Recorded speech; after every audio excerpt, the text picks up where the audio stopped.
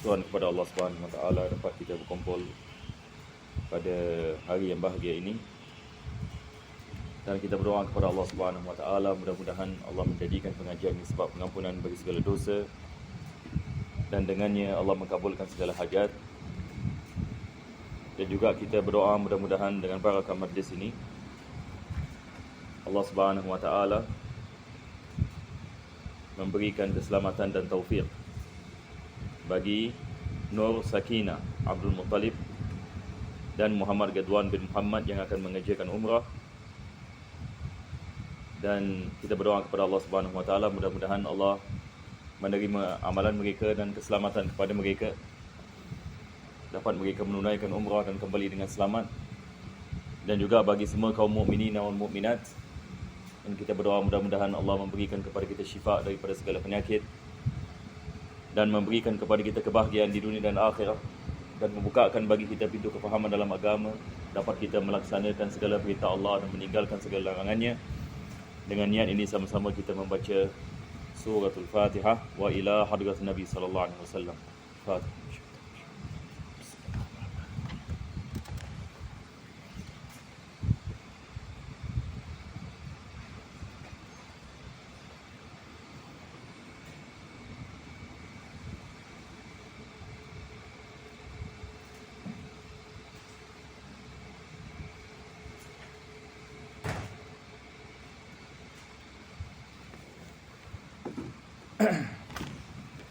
InsyaAllah kita akan sambung daripada mana kita berhenti daripada pengajian tafsir, dan kita telah sampai kepada akhir surah An-Nisa.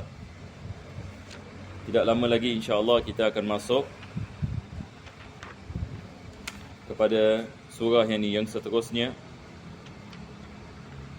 Maka pengajian kita yang lepas, kita akhir sekali membicarakan tentang Nabi Isa AS, yang mana Nabi Isa AS tidak pernah mengaku dirinya sebagai Tuhan ataupun anak Tuhan. Tetapi Nabi Isa AS dia membawa risalah tauhid, mengajarkan kepada kaum tentang la ilaha illallah,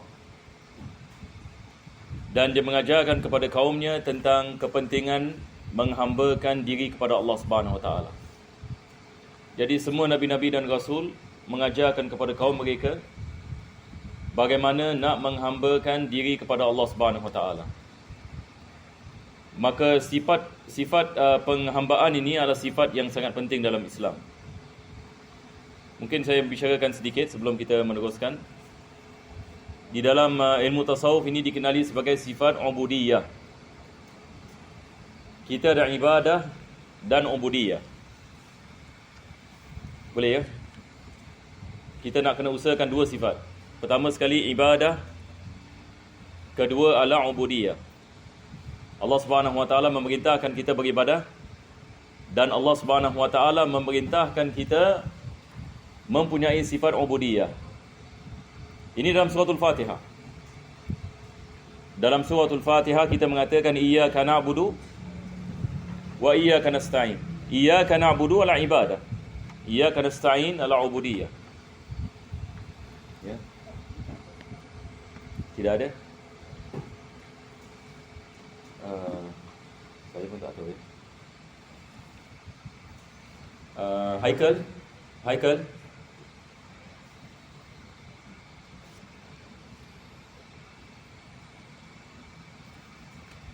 Jadi kita ada dua sifat ini, sifat ibadah dan sifat ubudiyah. Allah Subhanahu Wa Taala memerintahkan kita beribadah kepadanya dan memerintahkan kita mempunyai sifat ubudiyah. Apakah beza di antara ibadah dengan ubudiyah? Ibadah ini kita mengatakan pelaksanaan ketaatan. Salat ibadah, puasa ibadah, membayar zakat ibadah.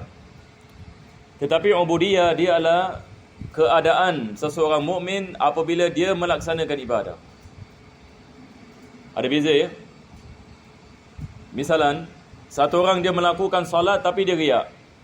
Pada zahirnya ibadah.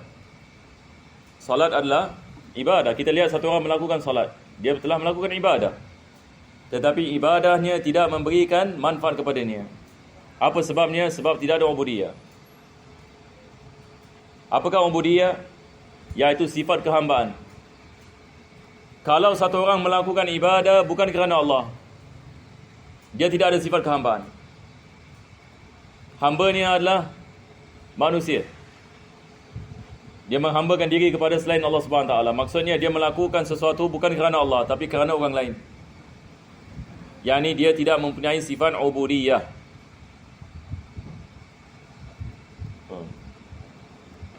Jadi merangkul. Oh, ini. Okey.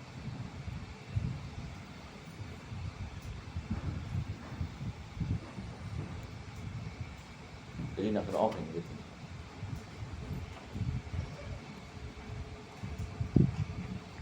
Jadi sifat ini ubudiyah dia adalah hal keadaan seorang yang melakukan ibadah.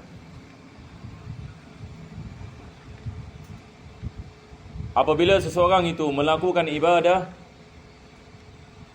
dan dia menghambakan dirinya kepada Allah Subhanahu Wa Taala dalam ibadah, inilah ubudiyah. Jadi Allah Subhanahu Wa Taala bukan sahaja memerintahkan kita melakukan ibadah, tetapi Allah memerintahkan kita mempunyai sifat ubudiyah dalam ibadah. Dan kedua-duanya adalah wajib. Kedua-duanya adalah wajib. Dan semua Nabi-Nabi dan Rasul membawa ajaran ini. Dan Allah Subhanahu Wa Taala bila menifatkan Nabi Isa AS, apa Allah mengatakan? Lan yastankifal masihu an yakuna abdan lillah. Ini adalah akhir ayat kita baca minggu lepas. Yani Nabi Isa AS dia tidak sombong untuk menghamba abdikan dirinya kepada Allah Subhanahu Wa Taala. Maksudnya dia adalah manusia yang mempunyai sifat ubudiyah dan mengajarkan kepada kaumnya sifat tersebut. Bukan yang memerintahkan orang lain untuk menghambakan diri mereka kepadanya, tetapi menghambakan diri kepada Allah Subhanahu Wa Taala. Mudah-mudahan Allah memberikan kepada kita taufik dan hidayah. Sekarang ini kita pergi kepada di mana kita telah sampai pada pengajian kita yang lepas.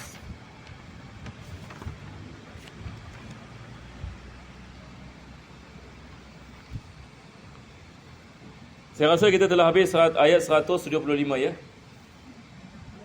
Belum lagi ya. Oh, 172 ya.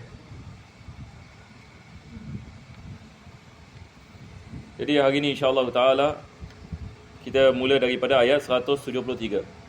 Fa'udzu billahi minasyaitonir rajim. فَأَمَّا الَّذِينَ آمَنُوا وَعَمِلُوا الصَّالِحَاتِ فَيُوَفِّيهِمْ أُجُورَهُمْ وَيَزِيدُهُمْ مِنْ فَضْلِهِ وَأَمَّا الَّذِينَ اسْتَنكَفُوا وَاسْتَكْبَرُوا فَيُعَذِّبُهُمْ عَذَابًا أَلِيمًا وَلَا يَجِدُونَ لَهُم مِّن دُونِ اللَّهِ وَلِيًّا وَلَا نَصِيرًا. Maka ayat ini membicarakan tentang golongan yang beriman. فَأَمَّا الَّذِينَ آمَنُوا وَعَمِلُوا الصَّالِحَاتِ. Adapun orang yang beriman dan beramal saleh. Kita sentiasa lihat dalam Al-Quran iman, amal saleh sentiasa bersama. Sebab iman sahaja tidak menyelamatkan manusia daripada azab Allah. Ada orang ini dia beriman tapi tidak ada amal. Dia beriman tapi tidak ada salat, tidak ada zakat, tidak ada puasa. Tapi dia bangga dengan keislamannya. Dia mengatakan saya orang Islam. Mengatakan alhamdulillah. Tetapi dia tidak ada amal ibadah. Mungkin orang ini dia mengatakan insya-Allah Allah akan ampunkan saya dan masukkan saya syurga. Kita mengatakan insya-Allah kalau Allah nak melakukan sedemikian. Tetapi dalam masa yang sama kita mengatakan orang ini dalam bahaya. Sebab ini dia tidak beramal dan dia berdosa atas ini maksiat yang dia telah melakukannya. Maka iman sahaja tidak yakni menyelamatkan seorang. Begitu juga amal sahaja juga tidak menyelamatkan seseorang. Ada orang dia tidak beriman kepada Allah tapi dia mengatakan but I am a very good person. I try to do all the good things. Dia tolong anak yatim. Hatta dia bina masjid misalan, temple pun dia bina, dia mengatakan semua agama sama. Ada orang fahaman begitu. Jadi dia mengatakan nak masuk syurga ni, nak kena banyak buat baik. Ada orang fahaman agama begitu. Jadi kalau kita buat baik, Tuhan akan membalas baik dengan baik. Tapi dia tidak beriman. Tetapi dia percaya melakukan kebaikan. Jadi dia pun buat baik. Dia memberi pertolongan yang kepada orang miskin, fakir, anak yatim dan sebagainya. Tapi dia tidak beriman. Ini kita mengatakan lebih teruk daripada orang yang beriman tetapi tidak ada amal. Mana lebih teruk? Yang beriman tak ada amal ataupun yang beramal tanpa iman? Yang iman tanpa amal. Sebab sekurang-kurangnya dia ada iman.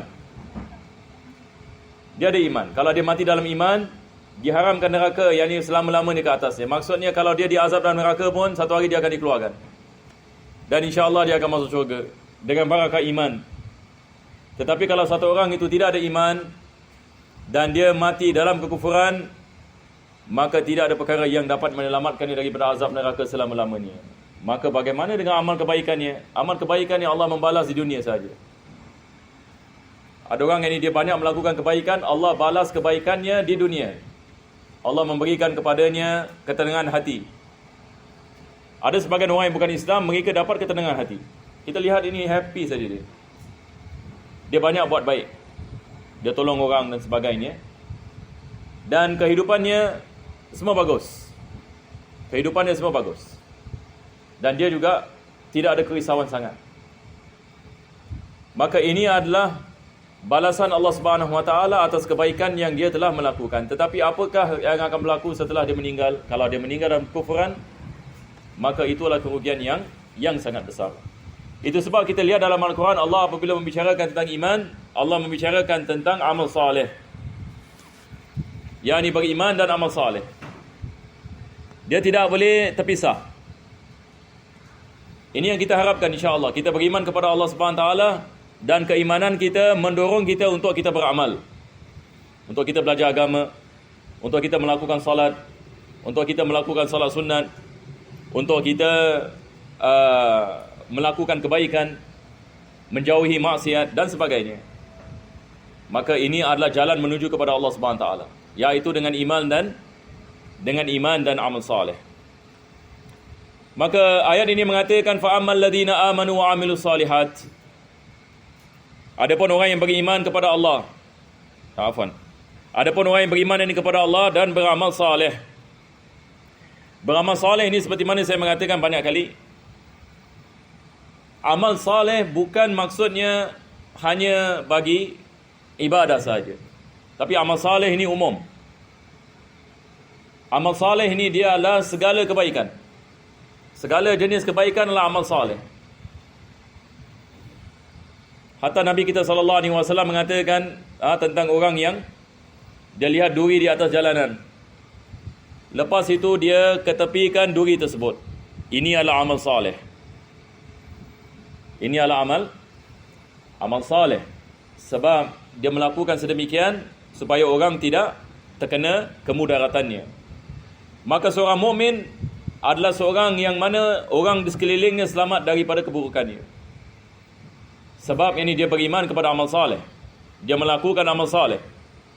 Dia menjadi sebab kebaikan kepada orang di sekelilingnya. Dia tidak menyakiti jirannya sebagai misal.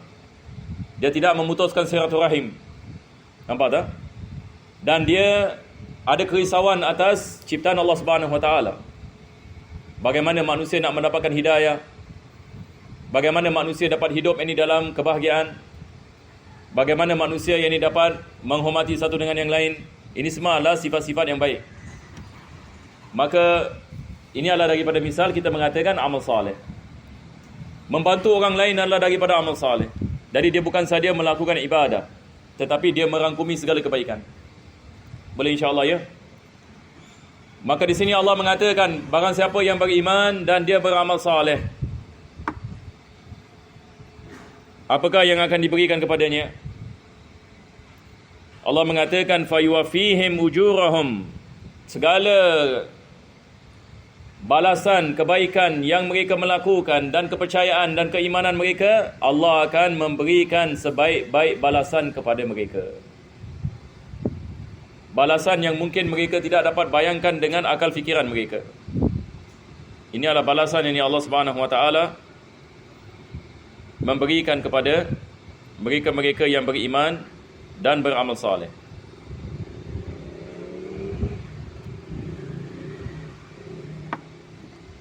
Mudah-mudahan Allah Subhanahu Wa Taala memberikan kepada kita taufik ini, insya-Allah.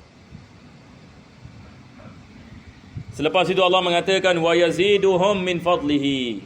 Allah akan menambah kebaikan dan akan menambahkan pahala dan darajat dan nikmat di akhirat dengan fadlihi, dengan kelebihan Allah Subhanahu Wa Taala.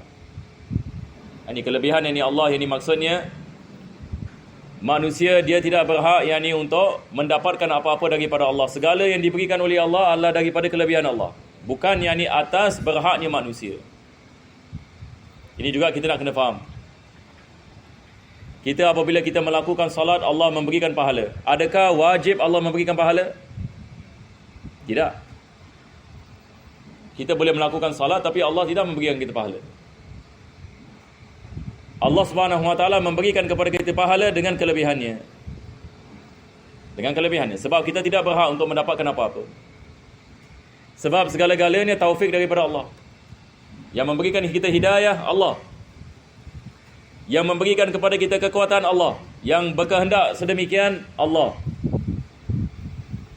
Jadi kita manusia, kita nak kena menzahirkan ubudiyah. Sekali lagi, dia adalah sifat kehambaan. Yani kita tidak boleh merasakan kita memiliki. Sebab bila kita merasa kita memiliki sesuatu, ini bukan kehambaan. Kehambaan ini maksudnya keyakinan kita tidak memiliki apa-apa. Segala-galanya adalah anugerah daripada Allah. Bukan kita berhak. Boleh ya? Manusia ini tidak berhak apa-apa di hadapan Allah. Kenapa?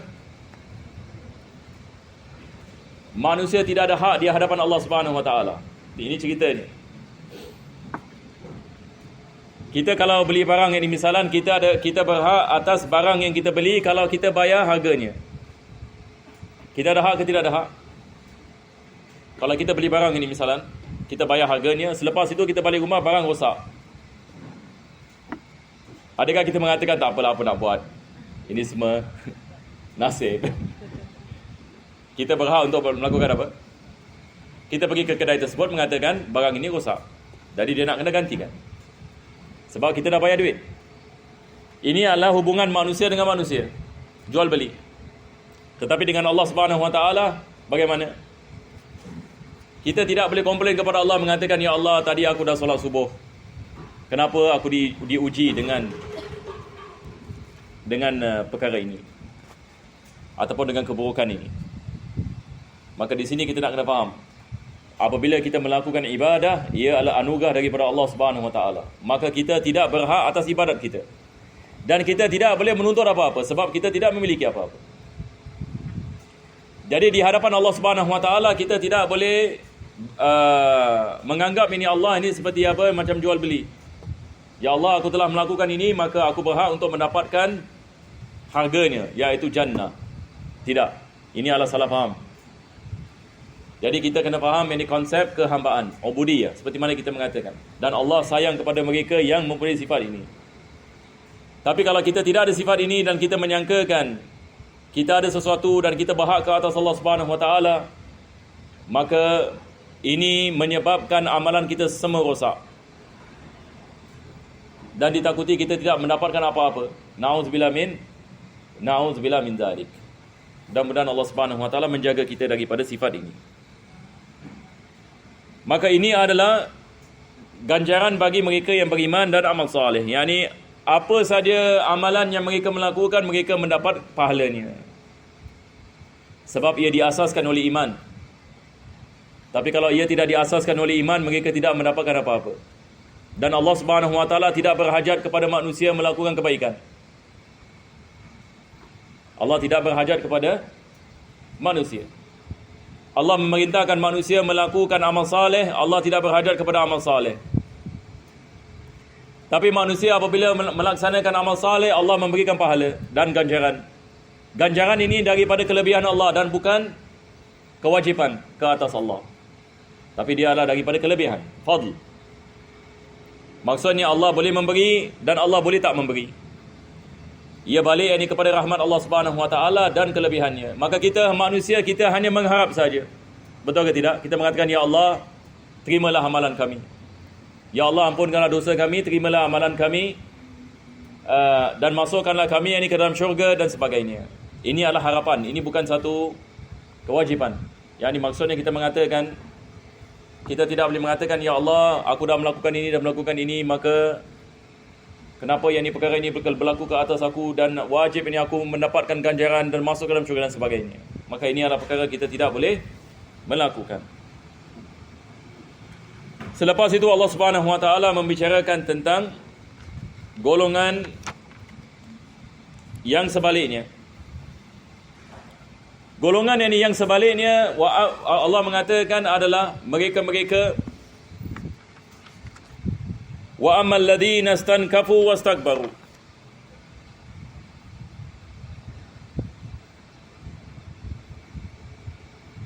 Kita lihat golongan yang sebaliknya adalah golongan yang mempunyai sifat apa? Tadi kita mengatakan sifat kehambaan adalah sifat yang penting. Apakah opposite ini sifat kehambaan? Kalau kita mengatakan sifat kehambaan, satu orang ini menghamba abdikan kepada Allah Subhanahu Wa Taala. Lawannya adalah sifat sombong. Sombong ini apabila seseorang ini dia merasai dia mempunyai sesuatu. Nampak tak? Dan dia berhak untuk mendapatkan apa yang dia mahukan. Ini adalah sifat istankafa. Allah mengatakan wa ammal ladzina istankafu. Wa ammal ladzina istankafu. Ini adalah bercanggah dengan sifat kehambaan. Dan juga kita ada perkataan istakbaru.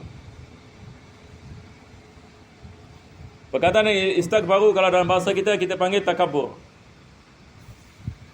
Yang ini sifat yang ini takabur. Satu orang yang ini memandang yang ini dirinya sebagai besar.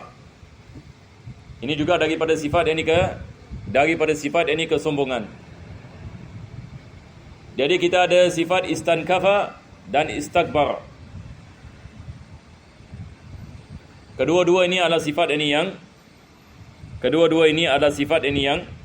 yang terkecil. Yang mana Islam mengajarkan kepada kita wajib kita menjauhkan diri kita daripada kedua sifat ini. Jadi lawannya adalah sifat yang ubudiyah dan tawadhu'. Ubudiyah yang menghambakan diri dan sifat rendah diri. Lawannya adalah sifat istinkaf dengan istikbar. Sifat yang kesombongan yang dan membesarkan diri. Maka Allah Subhanahu Wa Taala mengatakan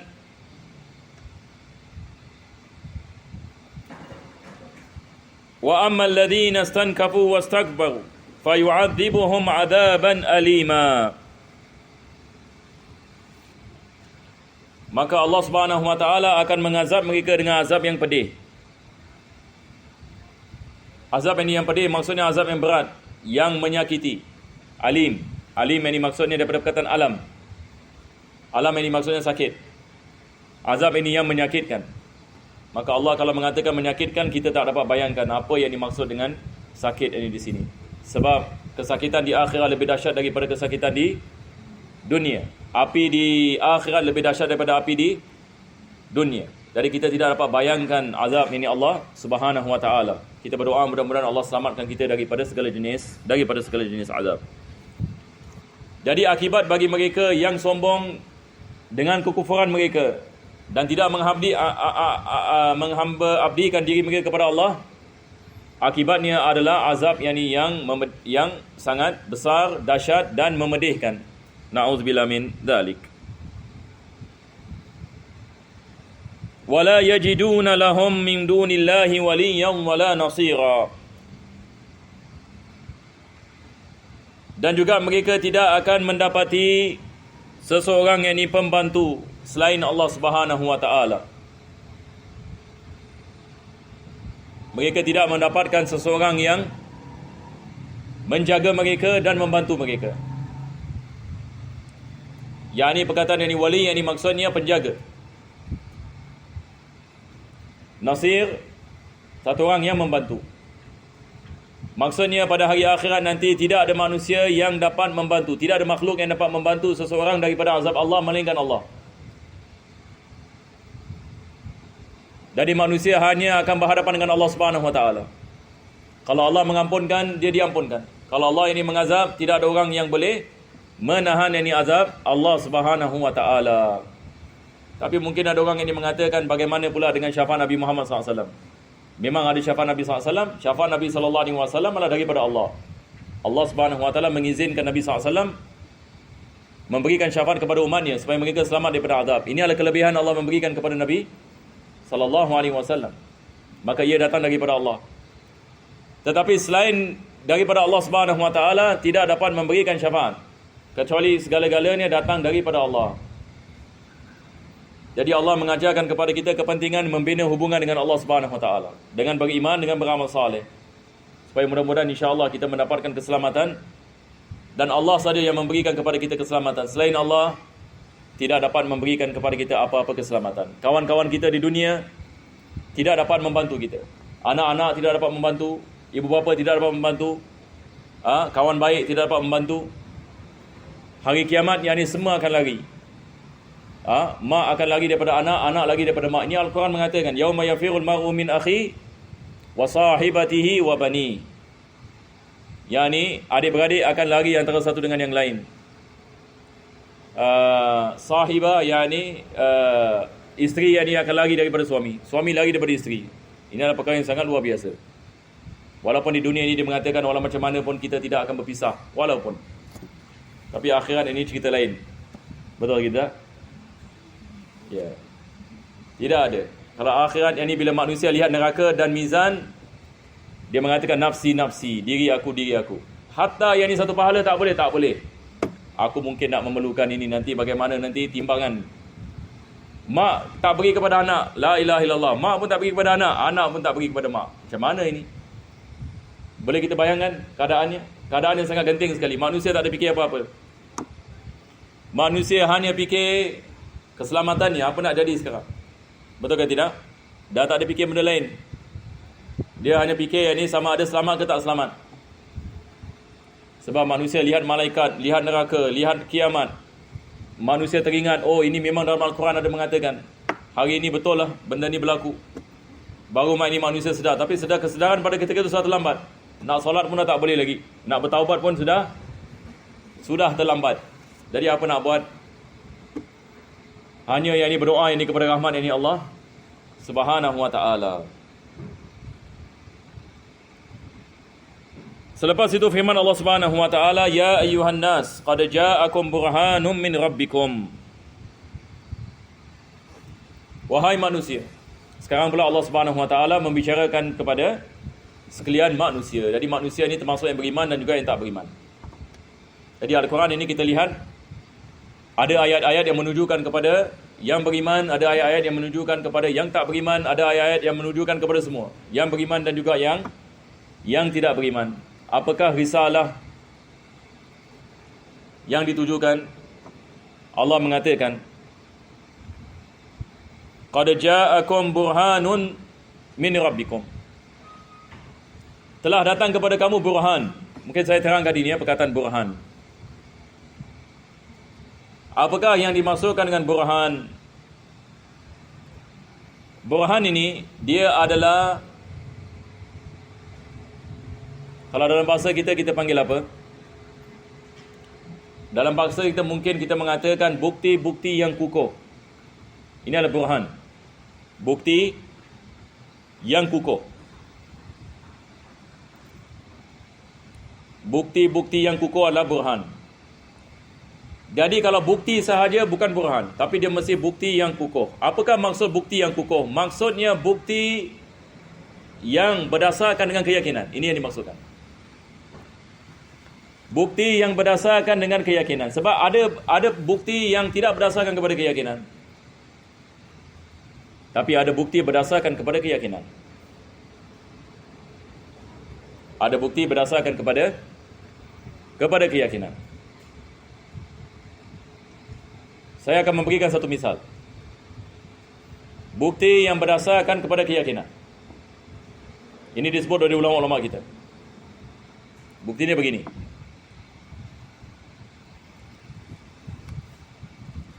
Alam ini berubah. Alam ini berubah. Dan tiap-tiap perkara yang berubah adalah diciptakan. Maka alam ini diciptakan.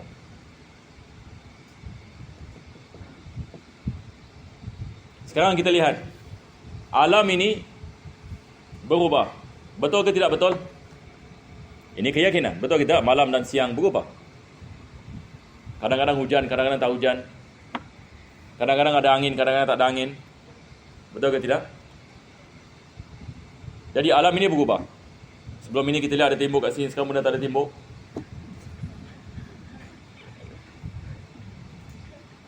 Jadi bila kita lihat kepada alam ini, kita dengan keyakinan kita mengatakan alam ini berubah. Maka tiap-tiap perkara yang berubah menunjukkan apa? Menunjukkan ia ada permulaan, diciptakan. Maka alam ini diciptakan. Ini alam misal kita mengatakan burhan. Sebab dia berdasarkan kepada keyakinan. Kalau orang menanyakan kepada kita, adakah alam ini diciptakan? Kita mengatakan dengan keyakinan alam ini diciptakan. Apa hujahnya? Sebab ia berubah. Dan tiap-tiap perkara yang berubah, diciptakan. Maka alam ini berubah, maka alam ini diciptakan. Ulama kita memberikan misal ini. Kenapa? Ini alam misal kita mengatakan, apabila kita meyakini bahawasanya alam ini diciptakan, maksudnya wajib diyakini ada pencipta baginya. Sebab tiap-tiap perkara yang diciptakan mesti ada pencipta. Jadi alam ini ada pencipta ke tidak ada pencipta? Ada pencipta. Ini adalah kita mengatakan hujah bahawasanya Allah wujud. Allah Subhanahu Wa Taala wujud. Kalau orang menanyakan kepada kita apakah evidence, rational evidence, kita mengatakan ini. Kita mengatakan lihat ini kepada alam ini. Ada perubahan ke tidak ada perubahan? Hanya manusia yang tak betul yang mengatakan tak ada perubahan. Betul ke tak ada perubahan? Alam ini ada perubahan. Betul ke tidak? Dan tiap-tiap perkara yang ada perubahan ada permulaan baginya. Taib, ini adalah misal kita mengatakan misal akli. Dalam segi akal. Kita ada misal burhan dalam segi nas. Seperti Al-Quranul Karim. Al-Quran dalil berkenaan dengan kewujudan Allah Subhanahu Wa Taala berdasarkan kepada keyakinan. Berdasarkan kepada keyakinan. Allah Subhanahu Wa Taala mengatakan qul huwallahu ahad. Katakanlah Allah itu satu. Ini makna yang terang. Ini berdasarkan kepada keyakinan. Kenapa kita mengatakan Al-Quran berdasarkan kepada keyakinan? Sebab Al-Quran ini dia datang daripada zaman Nabi SAW melalui generasi orang yang ramai yang menghafalnya sampai zaman sekarang. Boleh kita faham insya-Allah? Yani Nabi SAW pada zaman Nabi SAW beratus sahabat hafal Al-Quranul Karim. Datang ini golongan tabi'in, beribu yang ini menghafal Al-Quran. Datang tabi'in, berjuta menghafal Al-Quran. Sampai zaman kita. Maka Al-Quran ini diwarisi oleh jumlah yang besar. Maka ini kita mengatakan yakin bahawasanya tidak ada perubahan yang berlaku kepadanya dan ia daripada Allah Subhanahu Wa Taala. Tanpa syak. Tidak ada syak. Itu sebab syak terhadap Al-Quran tidak diterima. Sama sekali. Sebagai ini orang yang beriman, kita beriman dengan keyakinan. Al-Quran adalah kalam Allah. Jadi Allah mengatakan telah datang kepada kamu burhan, bukti-bukti yang kukuh. Sebagian ahli tafsir mengatakan dia adalah Nabi Muhammad SAW. Sebab datangnya Nabi Muhammad SAW adalah bukti bagi kita. Nabi SAW ada mukjizat. Dan mukjizatnya dilihat oleh beratus orang pada zamannya. Bagaimana bulan terbelah. Bagaimana air keluar daripada tangannya. Al-Quran itu adalah mukjizat Nabi SAW. Al-Quran itu sendiri, ia bukan daripada Nabi, daripada Allah Subhanahu Wa Taala, diwahyukan kepada Nabi SAW. Sebab mustahil Nabi SAW sebagai seorang yang ummi mendatangkan Al-Quran. Dan Al-Quran ini tidak ada manusia boleh tulis kitab seperti ini. Maka ialah bukti yang kukuh bahawasanya ia adalah daripada Allah. Dan agama Islam adalah agama yang dipilih oleh Allah. Ini adalah bukti yang kukuh. Maka di sini Allah mengatakan, ya ayuhan nas, wahai manusia, telah datang kepada kamu burhan. Telah datang kepada kamu bukti yang kukuh, maka wajib kamu beriman. Sebab ini berdasarkan kepada keyakinan. Dah tidak ada syak lagi. Kenapa yang ini kamu tidak beriman? Qad ja'akum burhanun min rabbikum wa anzalna ilaikum nuran mubina. Dan kami telah menurunkan kepada kamu cahaya yang nyata. Cahaya yang nyata ini maksudnya di sini adalah Al-Quranul Karim. Kami telah menurunkan kepada kamu Al-Quran Al-Karim sebagai satu cahaya hidayah bagi manusia. Manusia hidup dalam kegelapan, dalam syirik. Al-Quran ini memberikan panduan dan mengeluarkan manusia daripada kegelapan kepada cahaya. Cahaya hidayah daripada Allah. Maka Al-Quran ibarat apa? Nur. Seperti satu orang ini dalam kegelapan, dia memerlukan cahaya nak masuk hutan. Kalau tak, ini dia akan sesat jalan. Maka Al-Quran ini dia adalah lampu yang dibagi kehidupan kita. Yang mana dengannya kita berpandu, insya-Allah kita sampai kepada destinasi. Jadi Alhamdulillah kita bersyukur kepada Allah dapat kita mempelajari kandungan Al-Quranul Karim. Majlis ini kita belajar tentang Al-Quran. Dan inilah nikmat yang besar. Kita harapkan Allah menerima amalan kita insya-Allah. Dan mudah-mudahan apa yang kita mempelajari, kita mendapatkan manfaat bersama.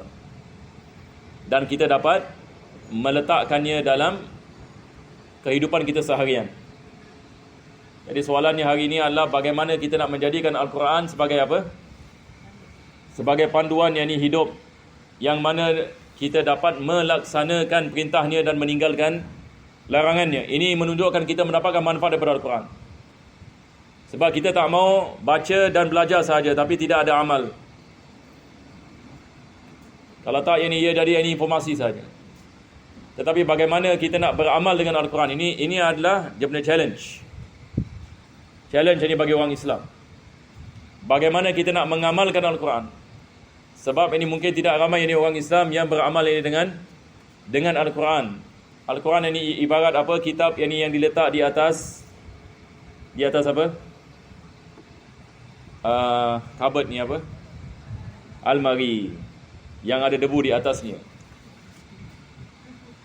Seperti mana dikatakan debu yang suci. Di dalam debu yang suci kan? Di dalam debu yang suci. Suci dalam debu. Oh, ini nak tafsirkan macam mana ini suci dalam debu. Suci dalam debu, ya. Maksudnya debu itu mengandungi kesucian. Ada orang yang dia simpan Al-Quran untuk barakah. Dia mengatakan, saya bawa pindah rumah. Jadi dia ambil Al-Quran, dia cium mana Al-Quran, dia letak atas almari. Lepas ini 20 tahun dia nak pindah rumah. Dia berbangga dengan Quran ini. Dia mengatakan, Quran ini dekat rumah saya dah 20 tahun. Nampak tak? Tapi tak pernah baca. Tak pernah baca. Quran ini hari ini dijadikan sebagai tangkal. Dia ingat ini jin ini akan lari. Syaitan pun akan ketawakan dia mungkin, ya. Dia ingat ada rumah yang ada Quran. Syaitan tak masuk ke rumah yang ada Quran? Tak masuk. Dia masuk. Masjid pun dia boleh masuk. Apa lagi? Apa lagi rumah dia? Betul tak?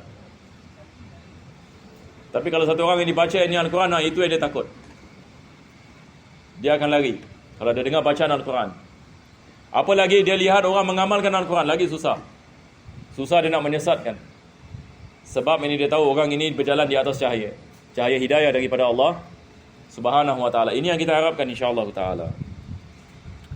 Taib.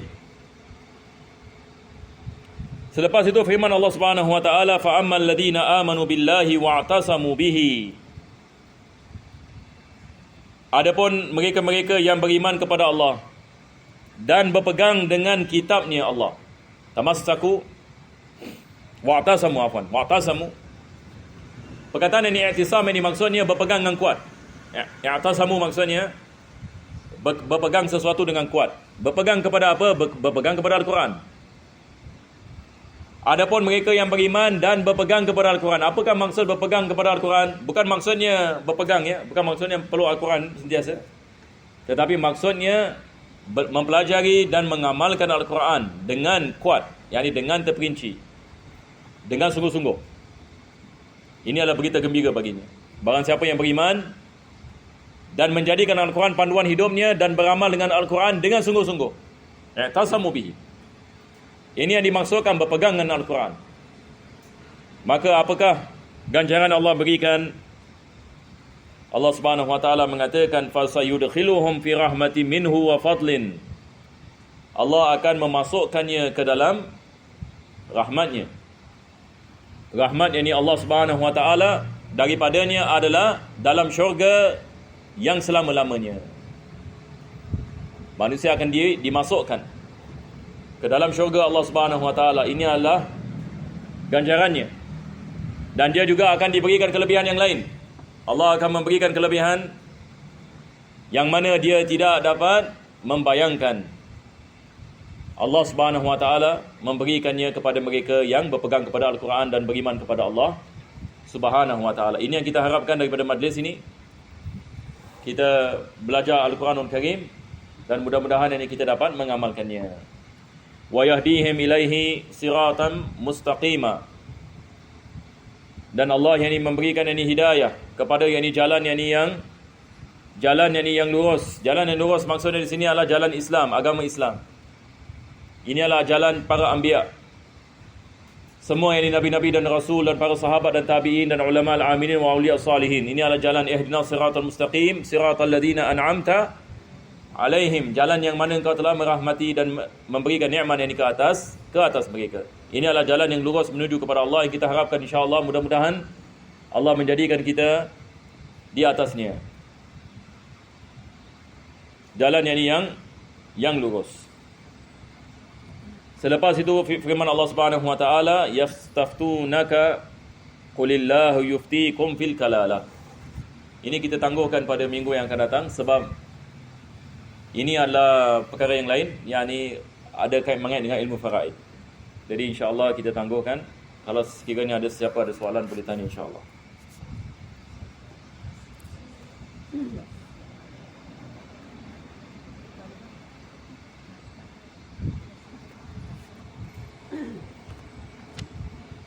Kalau tidak ada insya-Allah kita membaca doa sedikit.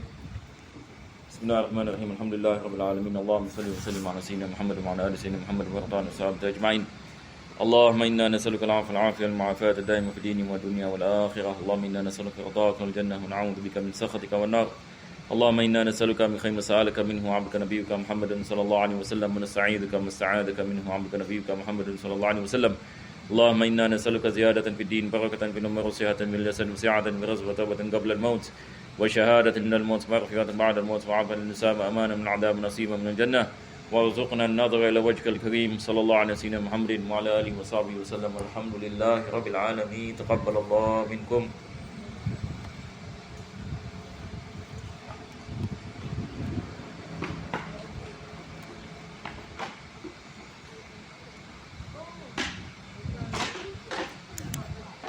Ini salah satu daripada minggu sama ada minggu depan ataupun minggu lagi satu. Mungkin saya tak dapat adakan kelas tapi nanti saya akan confirm lagi.